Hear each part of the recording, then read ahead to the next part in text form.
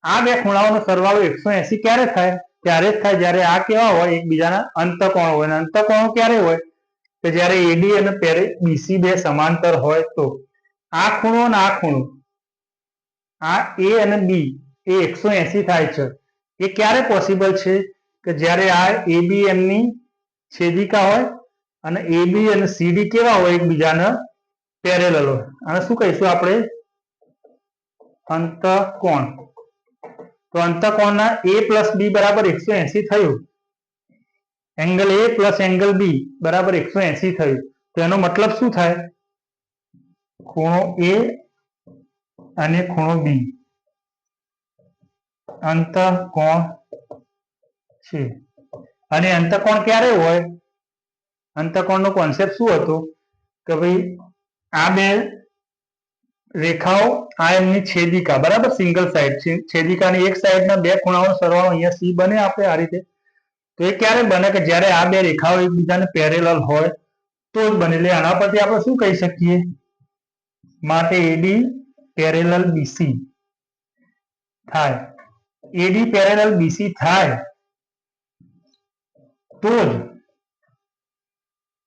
એડી અને BC parallel હોય તો જ આ બે ખૂણાઓ એકબીજાના અંતકોણ બને ને એમનો સરવાળો કેટલો થાય? 180 થાય છે. સિમિલરલી આ જ રીતે આપણે બીજું શું સાબિત કરી શકીએ? આપણે જો એક આ પેરેલલ સાબિત થઈ ગઈ. એ જ રીતે હું ધારો કે હું એ પ્લસ બી પ્લસ સી પ્લસ ડી બરાબર 360 છે, બરાબર છે. તો સિમિલરલી હું આ એ અને ડી માટે વાત કરીએ આપણે, બરાબર છે. તો જુઓ, ખૂણો એ પ્લસ ખૂણો બી બરાબર શું છે? તો કે ખૂણો ડી પ્લસ ખૂણો સી બરાબર શું છે? ખૂણો એ પ્લસ ખૂણો ડી બરાબર 360. તો માટે 2 of angle A plus angle D is equal two 360. તો માટે angle A plus D is equal two 180. હવે angle A plus D is equal two 180 ક્યારે થાય? ખૂણો એ અને ડી નો સરવાળો 180 ક્યારે થાય?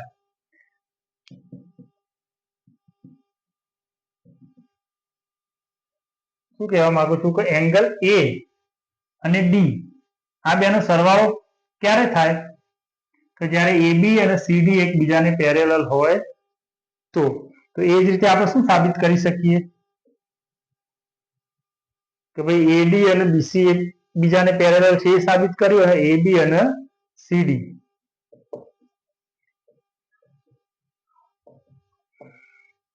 તો જુઓ, એડી અને બીસી આપણે સમાંતર સાબિત કરી દીધું. એ જ રીતે એબી અને સીડી સમાંતર સાબિત કરી દીધું. તો સમાંતર બાજુ ચતુષ્કોણની વ્યાખ્યા પ્રમાણે આપણે શું લખી શકીએ?